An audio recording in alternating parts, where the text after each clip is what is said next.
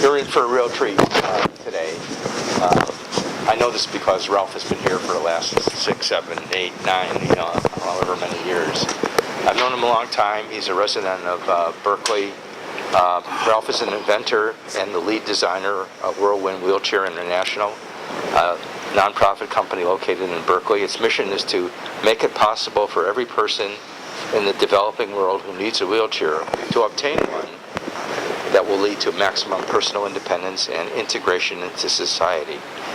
He taught at San Francisco State University, and his course was Wheelchair Design and Construction, a course in which students actually built a complete wheelchair in a third world appropriate shop. Ralph is a graduate of Oberlin College with a degree in physics and a 1989 MacArthur Foundation Fellow Genius Award recipient. So it's my pleasure to welcome Ralph to Stanford once again. Thank you, David. So, I guess I should speak up. No, this room is pretty good acoustics. So. I've never been in a room with 8 huge screens before, but at least it has 9 blackboards, or whiteboards rather. Well, it doubles as a sports bar, when... Right.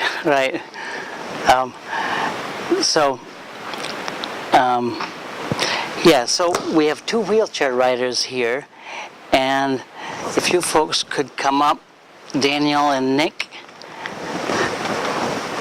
who I've known for 50 years or so, close, and just to compare wheelchairs. So I've been a wheelchair rider since 1966, and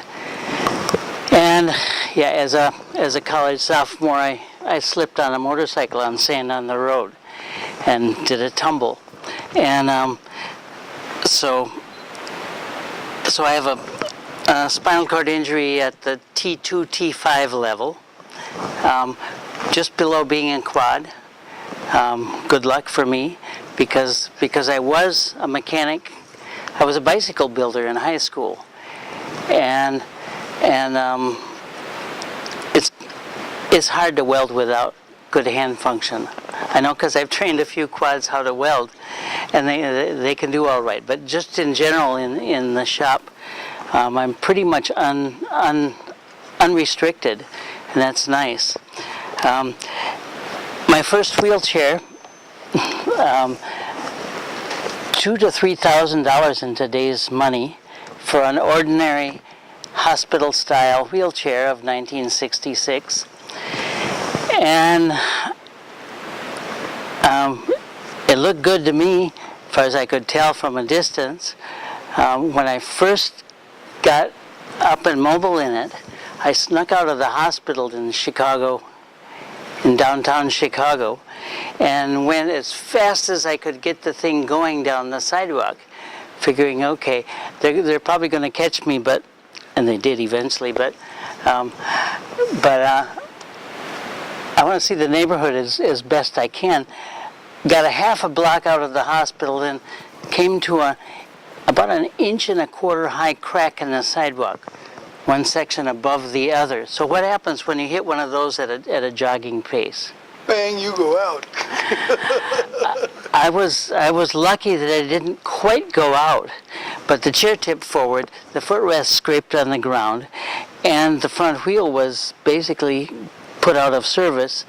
The caster stem bent, the bottom bearing was broken of the swivel of the caster, and the whole caster barrel, the mounting tube that the caster, you can see on both of these chairs, well, yours is more classic, the connection between it, the welded connection between that caster barrel and the side frame of the chair got not ripped loose, but bent backwards to the point where the wheel jammed against the frame. The front wheel jammed against the frame and stopped cold. I was lucky that it didn't fall out. It had high armrests, and I hung on to them for dear life. And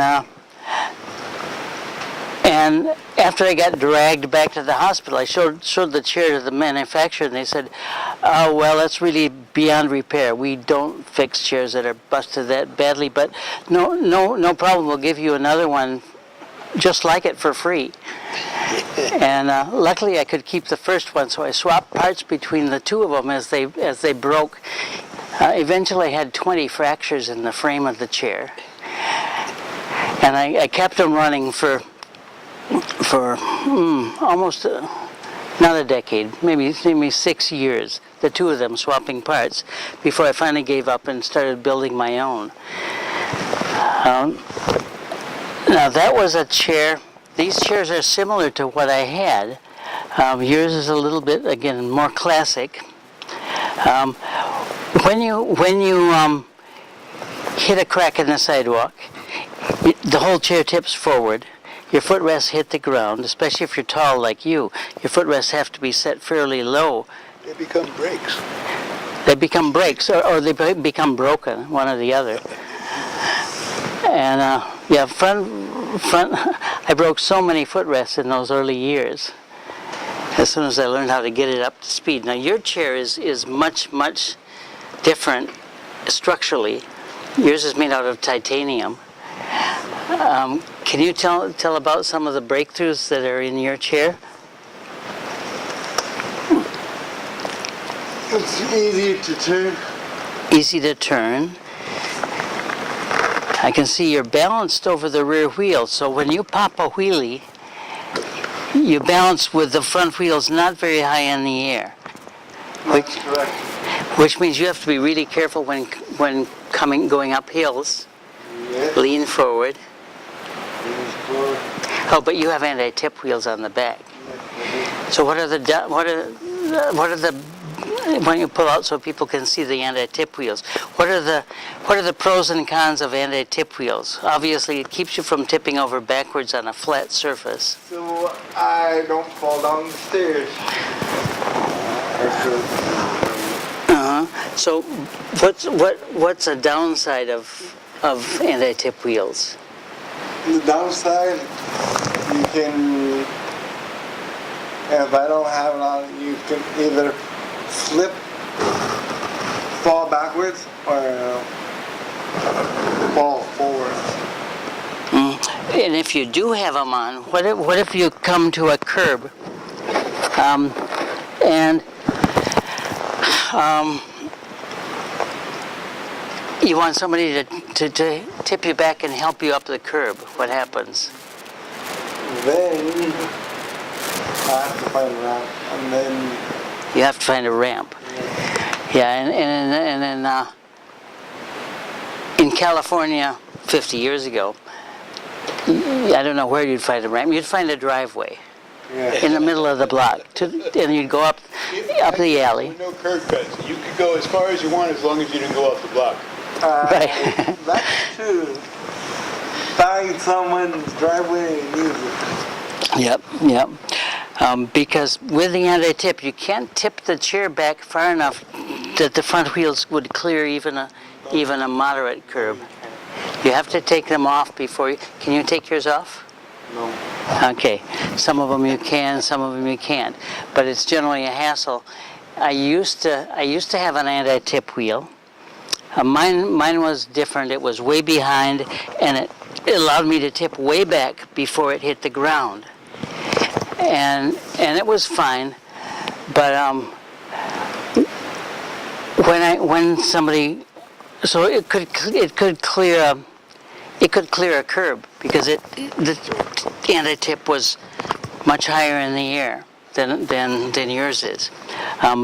Made for a bit more of a wild ride. But if I was going to get help up or down a flight of stairs, then I had to remove the anti-tip completely. There was no way to tip the chair and bounce it on the big wheels up and down a flight of stairs. So I made mine folding. I could just reach back, flip it up, and I was good to go. But once I was in the New York City subway system, 15 cents a ride in those days, and somebody offered me a bounce down the flight and a half of one run of stairs, and And we got to the bottom, and I thanked them and took off, but I forgot to flip the wheelie bar back out. And bam! My head has never been quite the same since. So trade-offs in every aspect of wheelchair design. So you don't have a anti-tip, but It then came with the chair, and I said, well, right. But when you learned how to ride, there were no anti-tips. right. So you learned to do all of this stuff. It was always fun. You could balance and do a wheelie after the first 100 times when you hit the floor. Yeah, I learned with a football helmet on. Yeah. Well, so your chair isn't as tippy as his. Your axles are further back, Right. and that's a trade-off. Because your axles are further back, you have more weight on your front wheels. So I have to go up higher. It has to go way high to balance, but that's in order so he can still climb steep hills or pop a wheelie and climb a curb Yes. without as much risk as you would have of falling over backwards. So you accepted the problems of anti-tips, like not being able to be helped up and down stairs. Now that's less of an issue, especially on the Stanford campus and in California in general. I find that in third world countries, in general, I have far fewer barriers than I do on the east coast of the United States. Far fewer, because people don't raise their houses up several steps. They don't have second stories. One step typically, so somebody can help me in or whatever it takes. But in the U.S., in Europe, we have all these trade-offs to keep track of, and being up and down even 2 steps. You can't do it with a wheelie bar, not well, unless you get maybe 2 or 3 or 4 people quite strong who will actually carry the whole chair up and down. But it takes a lot more to carry this chair, person and all. I mean, I'm 200 pounds, and I'm not a heavyweight person, but this chair is 40% of that. No, 40% of it's 20% of that. And anyway, so every aspect of wheelchair design has trade-offs. You have a lot of adjustability in your frame, adjustable axle position, forward and back, so that as people get more skilled, you probably would have started with it further back when you were a learner. Maybe. It came in one place. The original chairs in one place. Yeah, the original chairs had no adjustabilities, that's right. And so we did a lot of falling over in those days until we got good at it. And then we could have moved our axles further forward and been able to do a lot of things better. Here's one of the things you can do better. He pushes his chair on a typical sidewalk, on the side of a typical street, or on the edge of the street, with about half the energy you apply. Why is that? Why is that? Twice the energy to push your chair than his. Why? My casters are farther out from the center of gravity, and they tend to follow the side slope of the sidewalk. Not because they're farther out. Mine are way farther than yours. And I use less energy than he does. So I have more weight on them than... You have more weight on your front, ahead of your axle, basically. Your center of gravity is further ahead of the rear wheels. Right. That doesn't matter where the front wheels are. It could be a block away.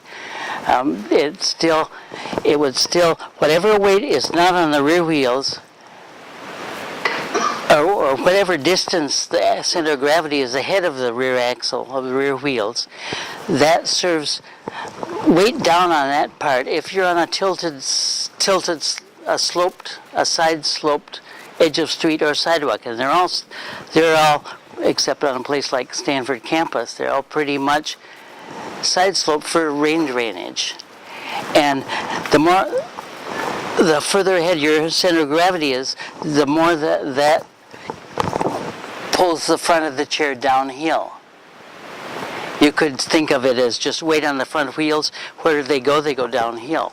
And you have to, on a typical side slope sideways, especially with your chair, a little less so with yours, you have to drag one hand and push with the other hand to go in a straight line. Makes you very tired. How often do you switch sides of the block? Yes. If you're going a mile, Yes. it is back and forth on left side, right side, left, because you wear one arm out and then you need to use the other one. And yeah, I built a number of chairs over the years where I was actually balanced over the rear wheels.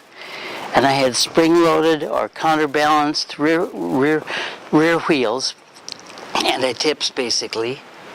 So it was a 6-wheeled chair, and those chairs are great. But I never solved the problem that I had in the New York subway. On those I would have to flip the rear wheels up, one wheel rear or 2 wheels rear, depends which model, but they all worked. But I had to flip them up to get help downstairs. And the more you're out and about, the more that can happen. And but it has to be self-redeploying or something, idiot-proof. And I never could make it idiot-proof. Unless you have a wheelchair accessible house. And workplace, and girlfriend's house, and et cetera, et cetera, et cetera. You know, they're if you're really free and going where you need to go. There's not a chair that's ideal yet in manual chairs. And power chairs, boy, add 200 pounds to the weight of the package, and you're stuck on the ground level, pretty much. There have been a few powered stair climbers. I built one in '67. I had a girlfriend on the 3rd floor of the college dormitory, and back then, visiting hours were brand new at Oberlin College. We could go up on Saturday night and visit it until something like 11 p.m. And so I would go up backwards. I had this chair with 2 auto batteries in it and a couple of super powered motors and Caterpillar tracks made out of rubber V-belts. 2 V-belts side by side connected by 50 little strips of other rubber and 200 nuts and bolts to hold it all together. And I could, and my seat was elevating and de-elevating. I could drop down to where I was sitting 3 inches off the ground, back up to a flight of stairs and grind my way up the stairs. Worked very well. Backwards? Backwards, yes. Sitting on the stairs. It was like a little go-kart. I was sitting right almost on the ground. And that was a lot of fun. It was great. I had it in the trunk of my '62 Chevy for years. It only took up 1/3 of the trunk. And it would climb up this little piece of plywood going up at about a 30-degree angle, just steep enough so the tracks wouldn't slip on the plywood. And it was great. Except once I tore a hole in a woman's stair carpet, but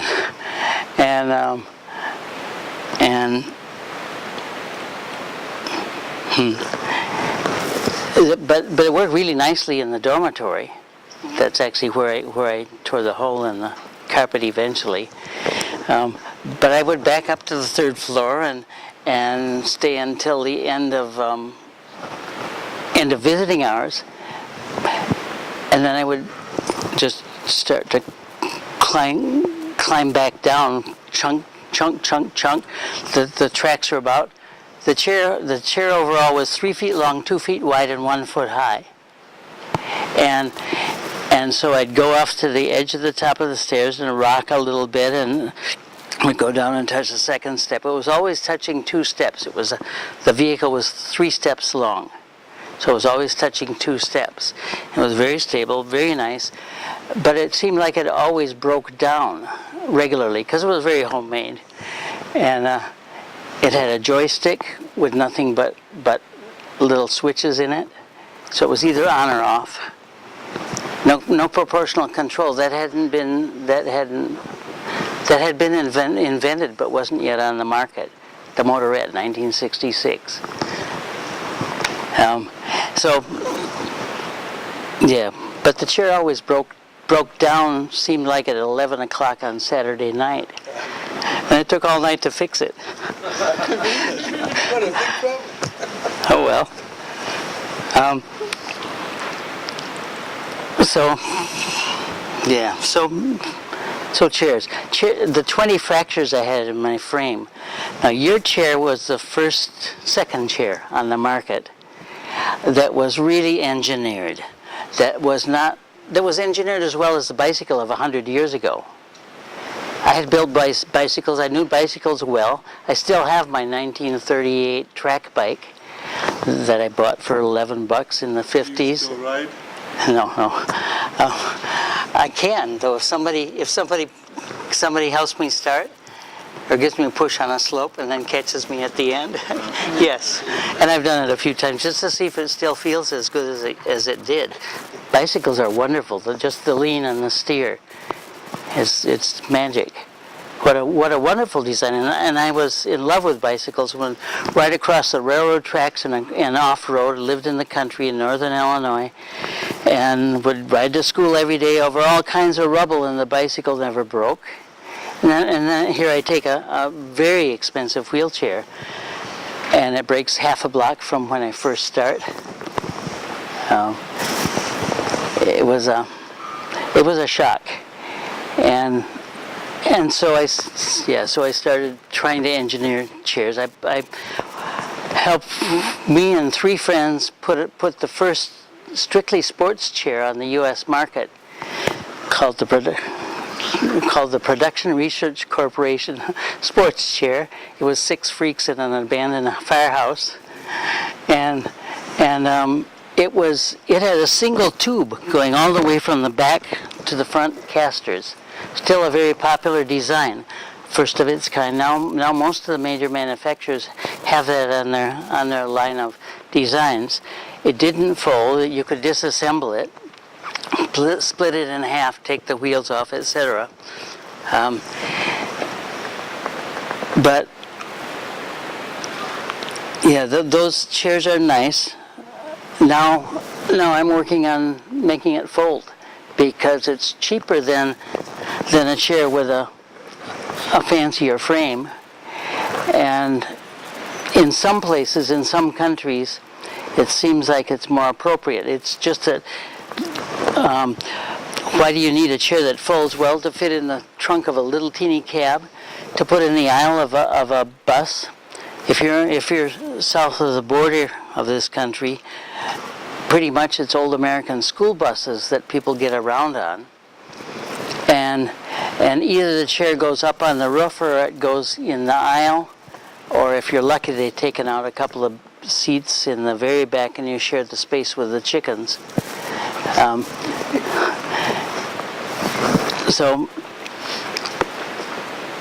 So we're trying to make that chair fold. It's hard to make a single tube chair fold. They're bigger tubes, of course, but very thin wall, lightweight. Nice way to make a chair. So many problems to solve. You say don't apologize. Well, you just haven't gotten to it yet. Right. Yeah. There's so many problems with these chairs that can be solved. Will be someday. Still working on it. So let me show you a couple of the major difference between these 2 chairs and mine. Why I switched? Can I see? Can you go over there maybe or somewhere? You guys might need to stand up or move around in order to see. First, climbing curbs. Climbing curbs, very important sport to learn if you can, if your disability allows it.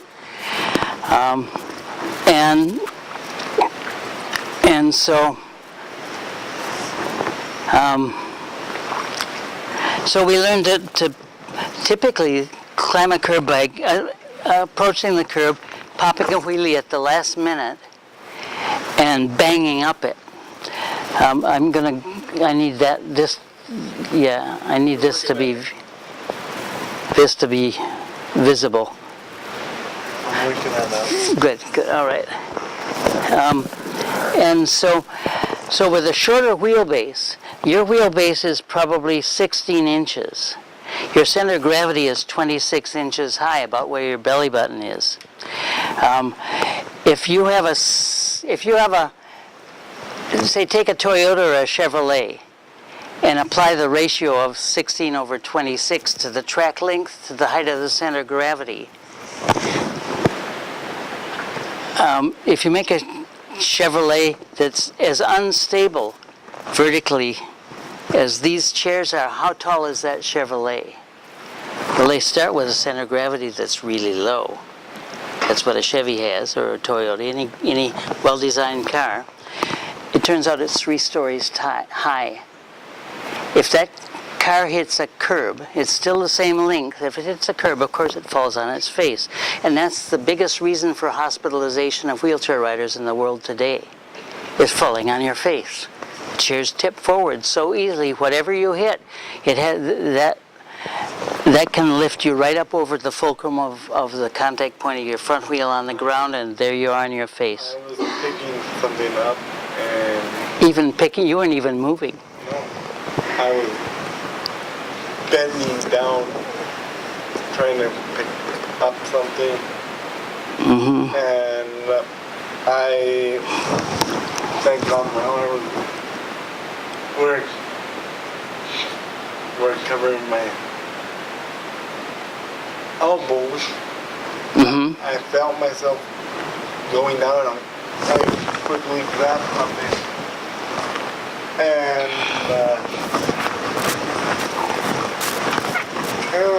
it was one of the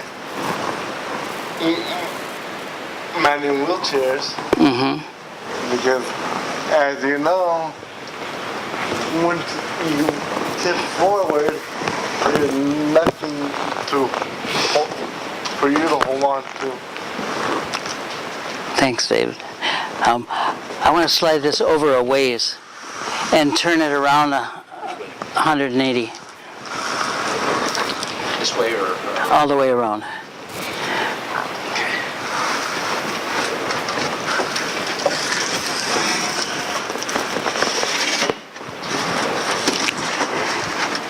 High-tech Stanford, there.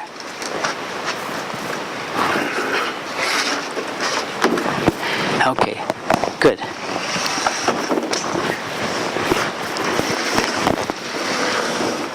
So my chair has about a 50% longer wheelbase than your chair. Yeah.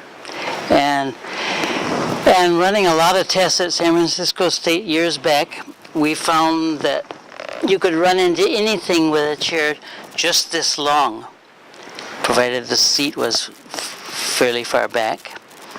And there wasn't enough energy there at up to a good jogging pace, say 10 miles an hour. It would slam to a stop. It wouldn't lift you up. There wasn't enough energy to lift you up and dump you out. And another advantage of a longer wheelbase for curb climbing is that you don't have to tip back very far to get your wheels up that same height. Further out they are. So let me see if I can climb this. I haven't tried this yet. It's a bit of a sketchy curb. Careful. Be careful.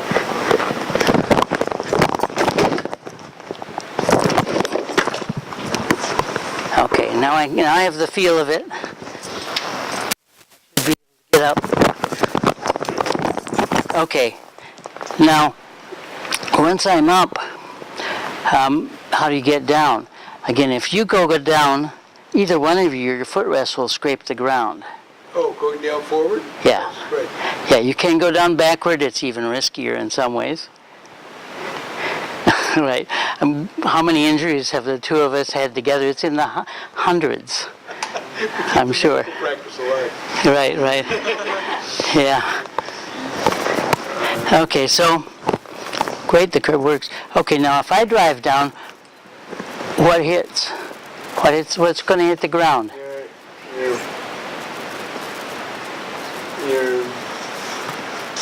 Your foot pedal. My foot pedals, right. And because they're further out ahead, when my foot pedals go down, they don't tip me as much of an angle forward as either of you. And so, and my chair is tipped back 12 degrees. Even though my level of disability is up here where I don't have torso stability, I still won't lose balance and fall forward onto my knees because I'm tipped back 12 degrees to start with. That's enough. So down I go. There's no issue here. Whereas again, biggest source of hospitalization of you guys in the world, and that goes back 100 years almost. And almost nobody's really working on this. So how was I able to make the chair with much longer wheelbase, yet still have a chair that's shorter than either of your chairs? Let's see. I mean, your chair is extra long because you're extra tall. But if we put axle to axle. Oh no, you have 26 inch. Okay, a little back from axle. You're what, 18 inches longer than me. Really hard in tight elevators and telephone booths. You mean the frame itself? The frame itself primarily. I'm just looking at the front wheel caster for it. They're almost the same. Let me put mine back. If we're axle to axle in this case, because that determines. Up here it looks more like 6 inches. Well, where my feet are, that's something else. Right. They're So why are they? the casters, yeah. To avoid the casters, give the casters swivel space. Okay. In 1898, there was a book written about automobile design, which said we should stop using bicycle tires or motorcycle tires. Basically, it was on cars. We should go wider because the wider you can go, the smaller you can make the wheel and still drive over the same size bump or the same roughness of road. And they even give a formula for widening and shortening. So, and I was always looking for some way to make the front wheel so small that it could go under my foot so that I could share the same space.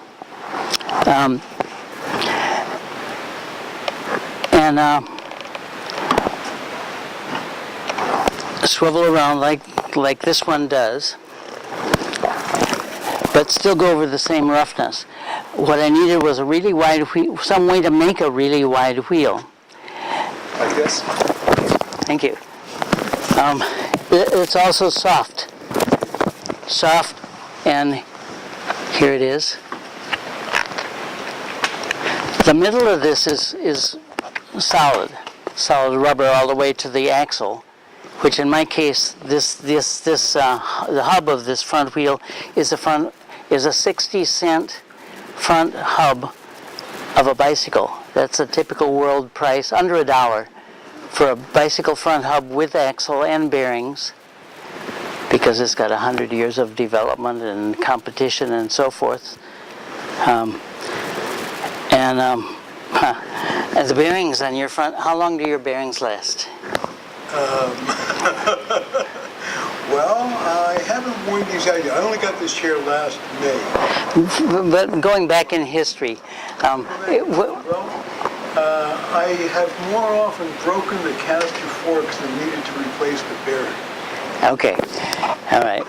So anyway, in Mexico, Nicaragua, front bearings, they're the same bearing as a skateboard. This little thing, 8 by 22 millimeters. And they typically last 4 to 6 months. In one monsoon season, as soon as it's wet and the dirt gets in there, you have to buy new bearings now.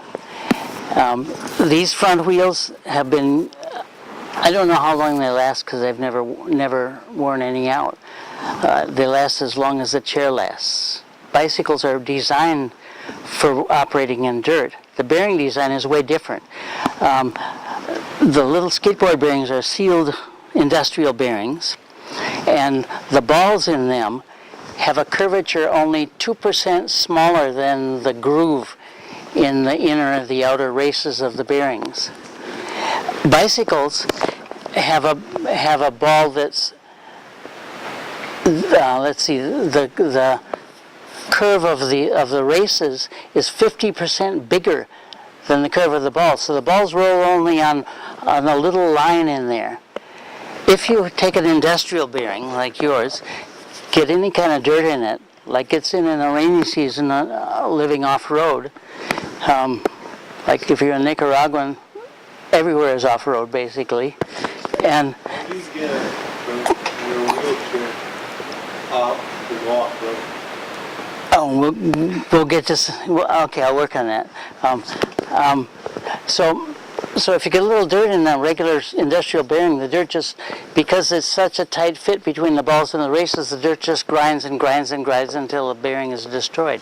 If you have a bicycle with a small ball and a big groove, you can shove all kinds of dirt in there and the ball plows the dirt aside. If you take apart the pedals of a bicycle that's been used on a farm for years and years and not maintained, you'll find a clean little line where the balls have been rolling and caked mud on both sides in the races. So bicycles were designed for bicycle bearings were designed for wheelchairs. There was a big fight in the 1890s over the two types of bearings, and they ended up basically being bicycle only for the dirt, for the bearings made to ride in dirt, and all the other bearings for everything else. But so I was looking for some kind of a front wheel that I could make really wide but still be light and cheap. Here, pass it around. Light and cheap. This is molded in a two-piece mold, a simple two-piece mold, molded in a, this one was molded in a little rubber shop in Tanzania. And they mold it for about $1. And they made thousands of them. And you can push a bicycle hub into the middle of this and stretch it in there so it's a tight fit.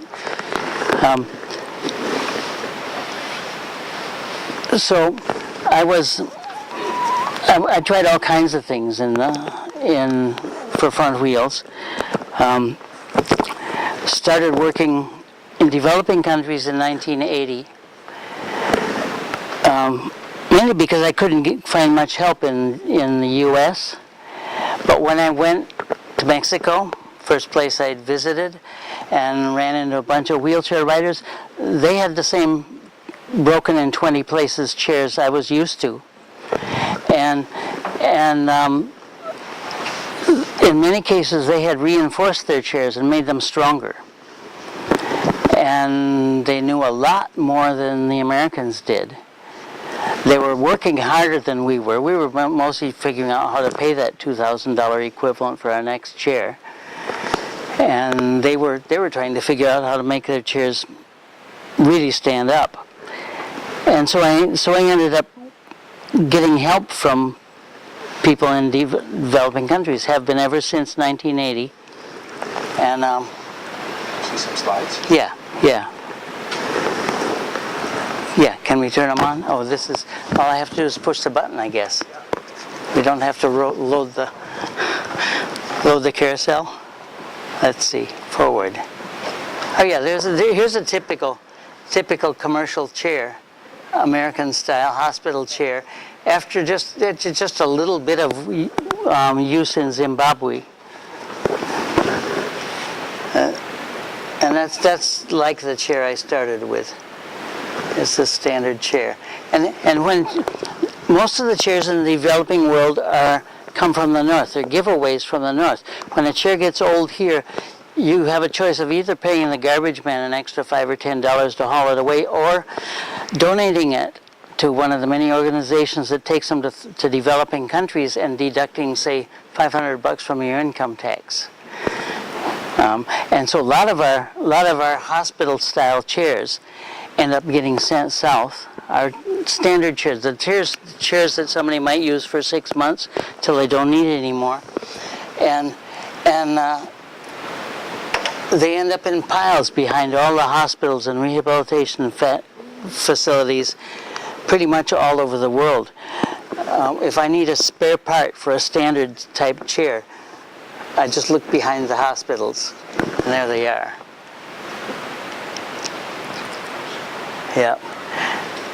So I met people in first in Mexico, then Nicaragua. My project started there in 1980, and eventually here's kids of the wheelchair builders in Kenya. In Kenya and Uganda, chairs are built mostly by women, disabled women. Amazing groups. Here's Mexico. This guy had designed his own chair, extra long wheelbase. He lived at the end of about 2 miles of creek from the town. This town has no roads to it. Ahoya, Mexico, where the book "Where There Is No Doctor" was written. A nonprofit that was right here in Palo Alto for many years, for about 40 years. Now it's in Berkeley. But he could go up the creek bed, rain or shine, in this chair. Would get stuck sometimes when the water was running. But great design. And he was one of the ones who got me started looking back in the early 80s for ways to make a longer wheelbase chair. He showed me how good it was. In fact, he let me ride it a lot. And I got hooked. This is Nicaragua, where the project started. This is one of the wheelchair builders there reshaping a misshapen hand rim. Another one of the Nicaraguenses making hundreds of hand rims. And again, you buy tubing. This is 3/4 inch 19 millimeter or 20 millimeter tubing. It sells in 20-foot lengths or 6-meter lengths, and we've designed our hand rim so that gives us exactly 4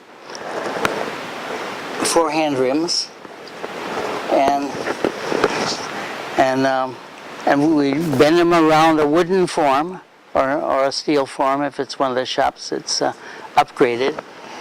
All the tools are made in the shop for making the chair, for bending the tubing and so forth. You take one 20-foot piece of tubing, you bend, feed around the form, and you end up with a tightly coiled spring. Then you saw it apart with a hacksaw. You take the scraps from the end and cut them into 1.25 inch, 30 millimeter lengths. You cut them up one side and shrink them. You shove that little piece of tubing in both ends of the tubing, and it holds it together, keeps it alive. Then you weld around, either with brass or with a coat hanger wire and a torch, and file it smooth, and you have a very, very true hand rim. That was a trick that came from a blacksmith in Nicaragua in 1980 who was manufacturing restaurant tables. And his restaurant table happened to be just the size I needed. This is one of the very first builders, Telmo Ramos, in Managua. And that was right after the war against their dictator Somoza.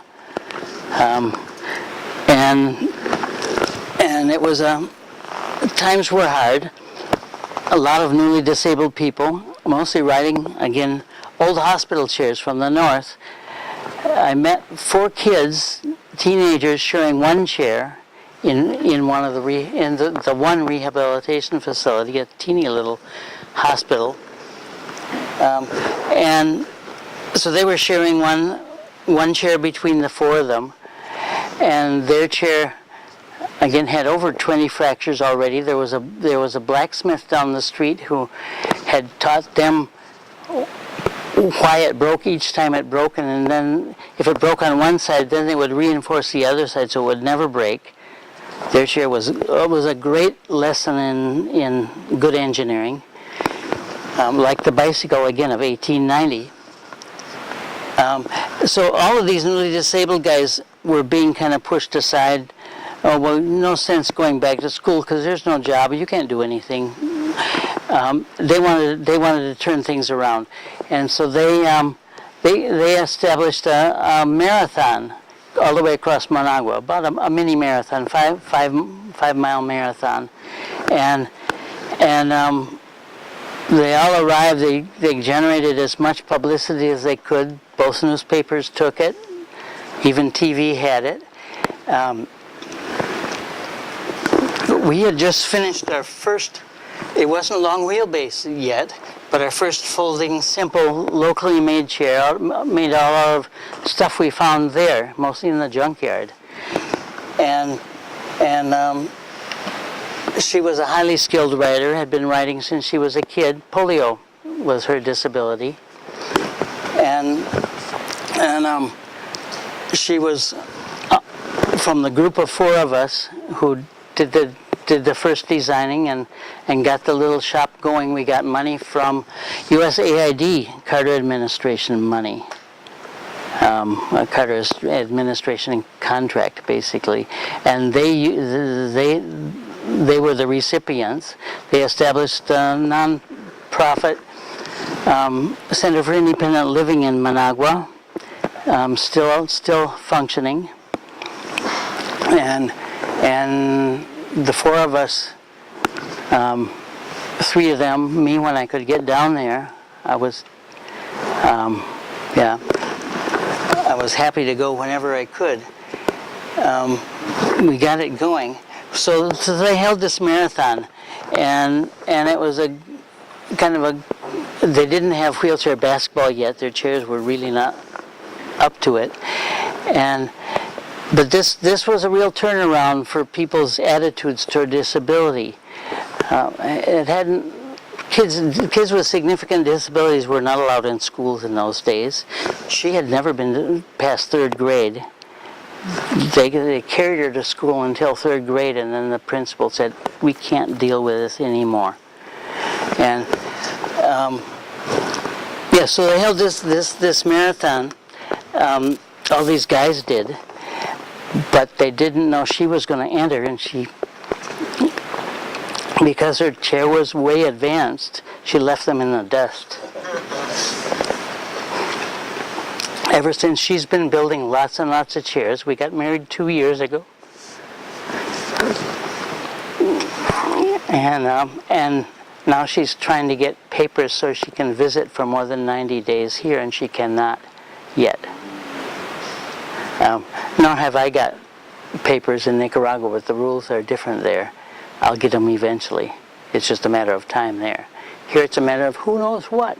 No response from La Migra, yet from the agencies. Here she is more recently on the newer chair. Notice the first chair had a triangular side frame, folding X-brace under the seat. Strong and heavily tested throughout. And she's the best tester I know. I mean, the streets mostly are cobblestone there, and I cannot keep up with her. And she lives in Chinandega, a smaller town in the northwest of Nicaragua, right on the Honduras border, or near the Honduras border. And whatever chair I've asked her to test, she's broken it in no time. That's a good one. What? I'm sorry? That makes a good tester. Yeah. You can see the details of the folding frame there. Very simple chair. The same chair I'm riding now. This was when it was brand new, and this long wheelbase model was in the year 2000.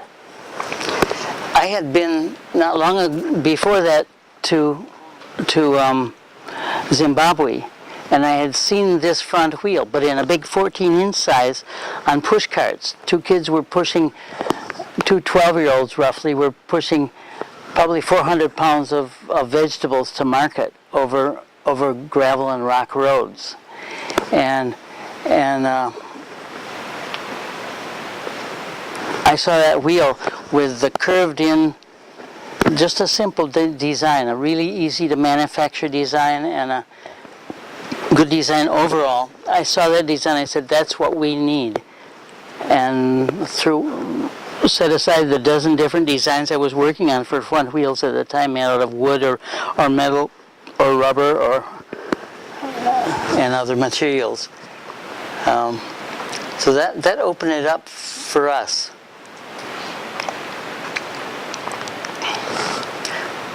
Here are the women in Uganda. Have run a shop since the late 90s. And I'm sorry, no, this is Mexico. This is San Luis Potosí, Mexico, a women's shop there.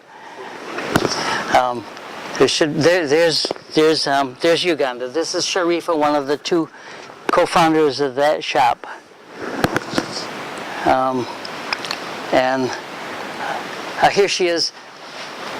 They started before we had the long wheelbase. Of course, they went for the long wheelbase right away. Here she is, taking a shortcut, bypassing the ramp from her, and Fatuma is following her. Again, both of them are the founders of that group. So, and the pictures, but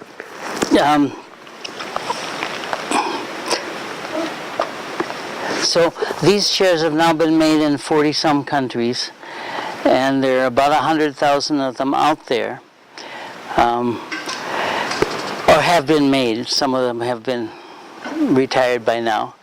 Though I still, when I go down to Central America, I see people in various countries, sometimes with chairs 20, 30 years old.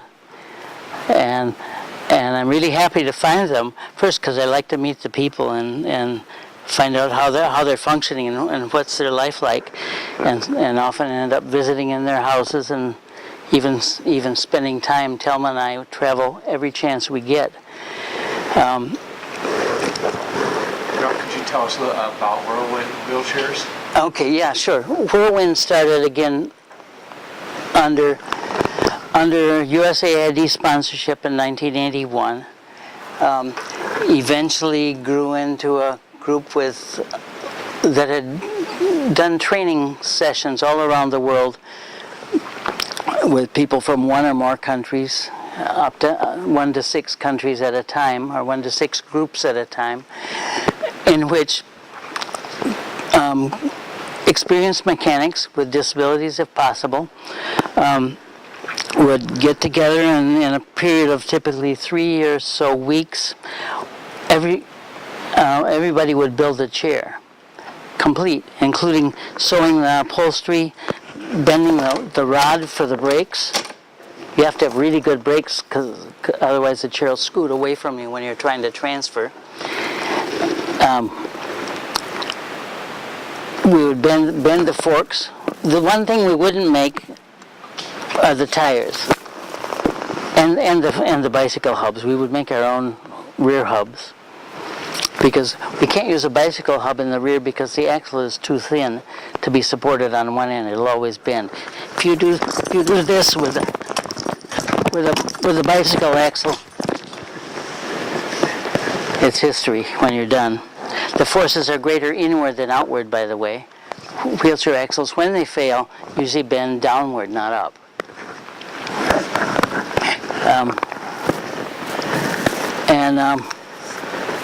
Yeah, so they bend the forks and the footrests, make their folding frame, spoke the wheels, put it all together. We also buy the spokes, so spokes and tires. So you have a common design that can be shared by all these countries and people?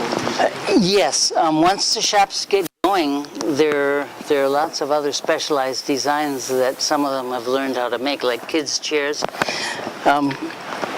sometimes with more adjustability, or at least in smaller sizes and with a little bit different center of gravity arrangement and so forth. Very few of them have done power chairs. That's much, much harder. I find broken power chairs in almost every country. They ask me to fix them, and I can't. Yes? One that's broken? Yeah, it depends what's wrong with them. You know, all those microprocessors. We're a little bit out of time. Okay, okay. So, what I suggest always is that people who need to go do so now, and if you want to stick around, Ralph has some other things to show and ask questions. Okay? Okay. Have a good weekend, guys. Work on your presentations for Tuesday, and I'll send you an email tomorrow. Let me know if you have any questions. Make sure you sign up for food for next week. Okay, let me show you this wheel. You showed me when you built it. Yeah, But, this is called the Ezekiel wheel. If you read Ezekiel 10:10 in the Old Testament, it's about a wheel within a wheel, and each wheel has 4 eyes. Well, this is a 5-wheeled Ezekiel wheel, because I wanted to make it a little narrower, but 4 is the minimum for number of rollers. That was the landing in 600 BC of a spacecraft which was in the form of an omnidirectional wheel that'll go sideways as well as front and rear. And for 7 years my wheelchair had 2 of these on the front, and I didn't need to have casters. So I made a short short chair with a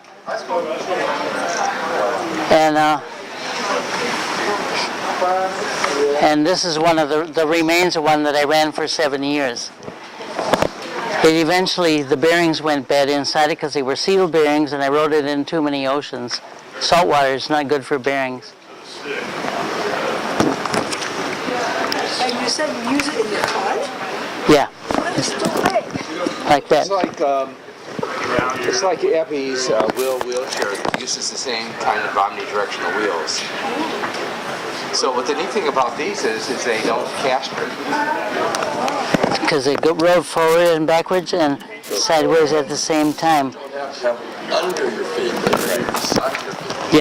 Yep. And you can put your footrest much lower than mine are. Make the chair even more stable, give you a longer push. Fit under all the tables. Just want to talk to all about Oh, go blue. springs or shock Graduate. Not really. Bicycles haven't, they've gotten better on bicycles. You lose energy on some models, others are better. Most of the spring-loaded wheelchairs have been a lot on the market of manual, a good dozen on the U.S. market of spring-loaded manual wheelchairs over the years. But most of them you go up a little when you push each time, and you're losing more energy. I can show any of them how to do it so that you won't lose much of anything. It depends where you put the pivot and how it works. But I haven't found much interest, and I don't want to do it myself. I got other things to work on. Yeah. Spring suspension definitely has its place, but that place is not in the developing world yet. I wanted to ask you how flexible, and I assume these two basically are. It comes wham down. Is there any? Yeah. If I run into a curb, bam, head on. I forgot to pop the wheelie, or I miss. Okay, up and. Well, there's a little bit of spring there. There's a little, but the spring I'm mostly worried about is one that causes failure of the chair, and that's running into brick walls. And these do spring back about 3/8 of an inch if I hit them really hard. The S curve softens it. Doesn't do much for anything for vertical. Kind of looks like. Does it look like it's going up and down a little bit when it bounces in? It almost looks like you have some spring there. Not that I've been able to. Not there. Yeah, not that I've been able to measure.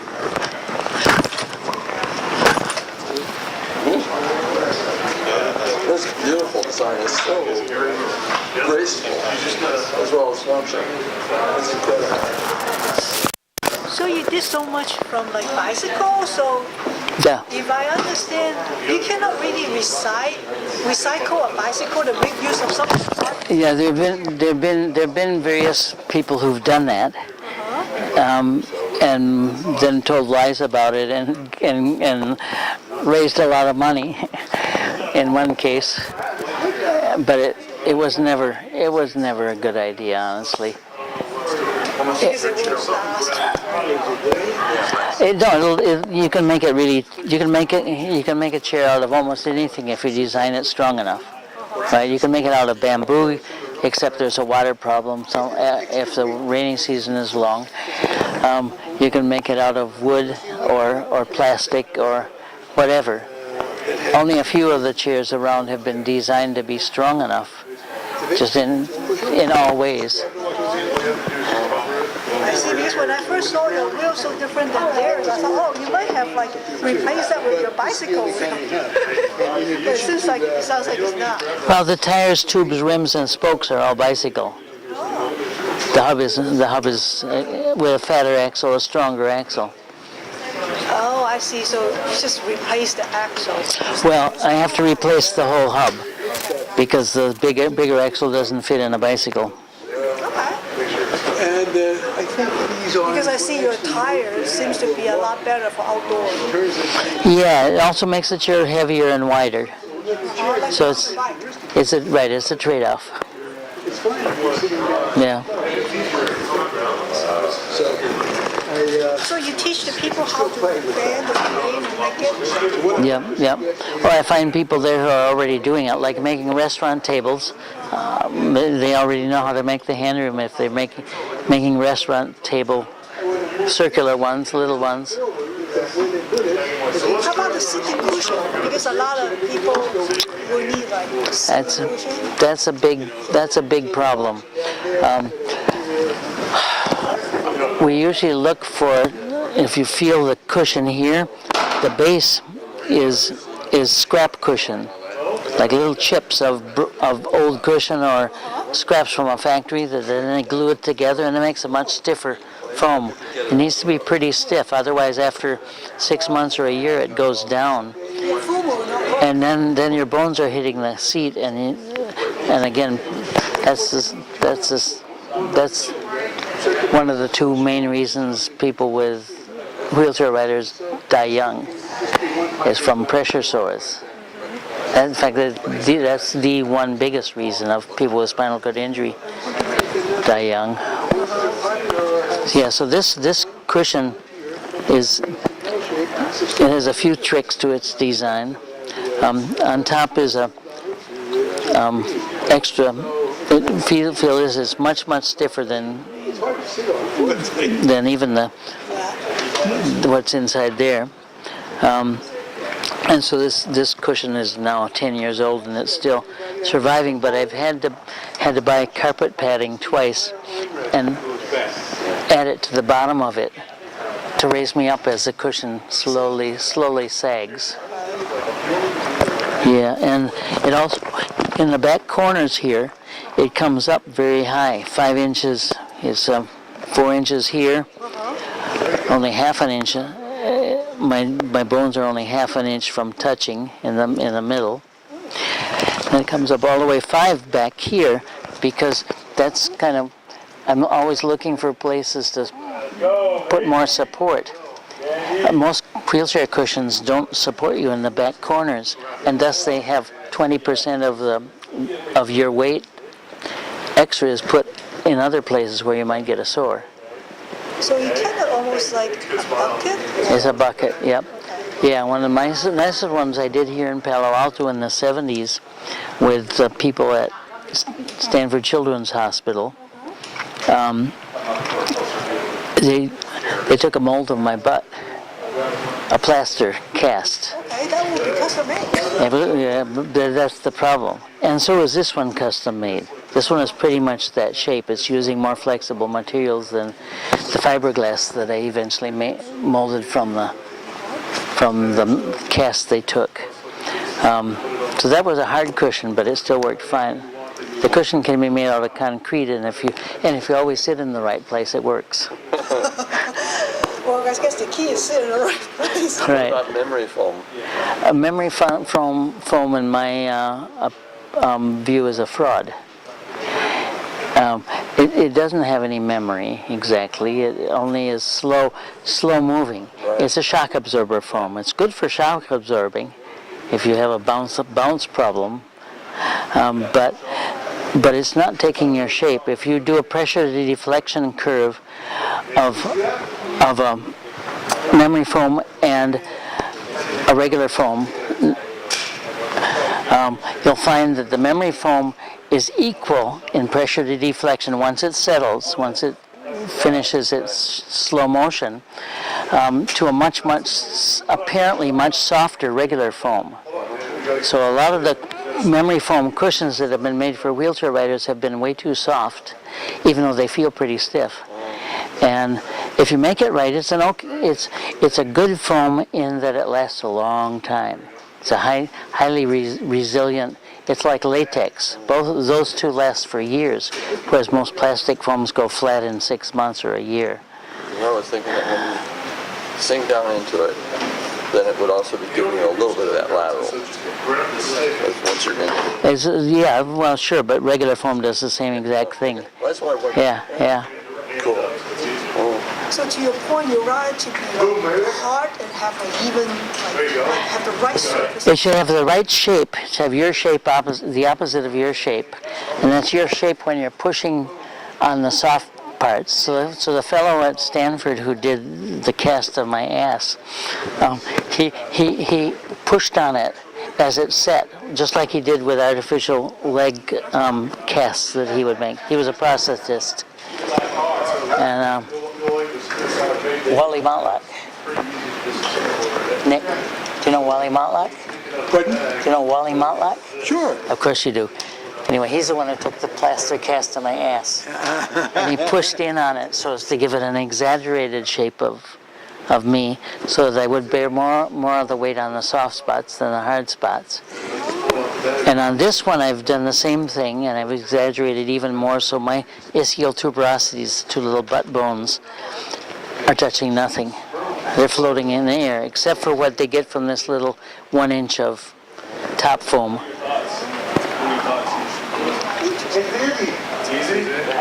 Thanks for sharing. I used to live in Midwest. So did I. I grew up in Rockford, Illinois. I went to school in Wisconsin and Illinois. Madison? You sound like I look familiar. I don't know. No, Madison. No, you just look like a friend of mine who used to live down here years ago. Oh, I see. So Madison. And Champaign-Urbana. Oh, okay. Yeah. And I was right between those two. Rockford is straight south of Madison on the border of Illinois. Yeah, I sometimes go to Chicago for food. Yeah. My sister teaches in Madison, and yeah, my folks live in just south of there still. Thank you so much, Rob. What's your name? Irene. Irene. Yeah. And what are you studying here? I'm not studying. She's a community member. Ah, good for you.